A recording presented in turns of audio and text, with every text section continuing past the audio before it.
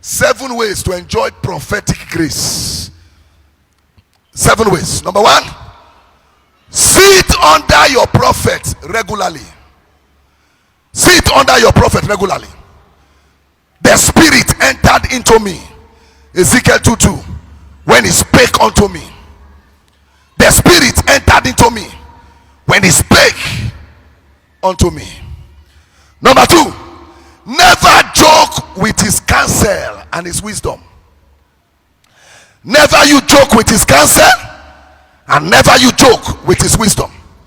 For Jesus is the wisdom of God and the power of God. Scripture speaking, Jesus is both the wisdom of God and the power of God. Most of you need the power of your prophets, but what you need much more beyond his power is the wisdom he carries.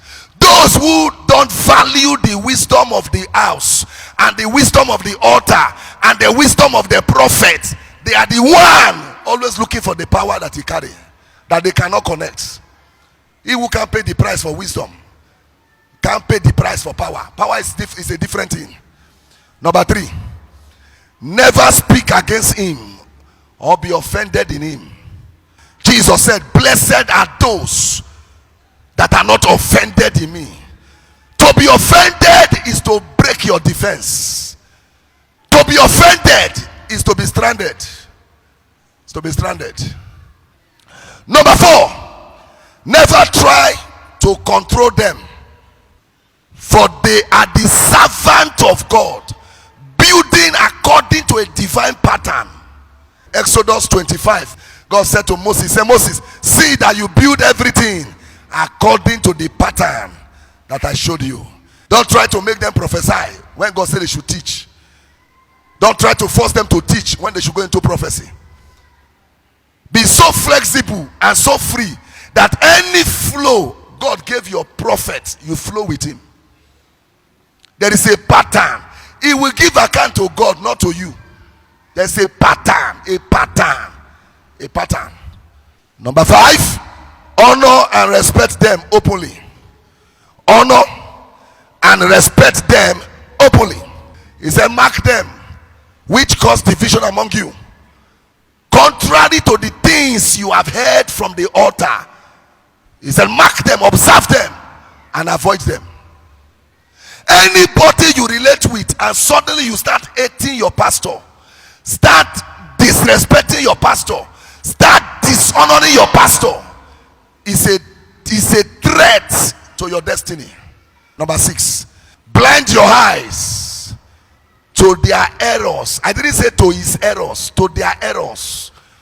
It could be the error of your bishop.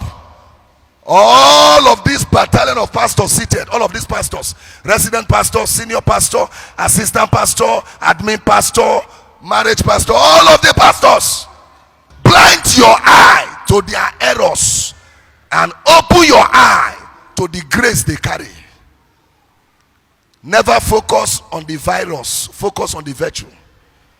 Never focus on the vessel, focus on the virtue.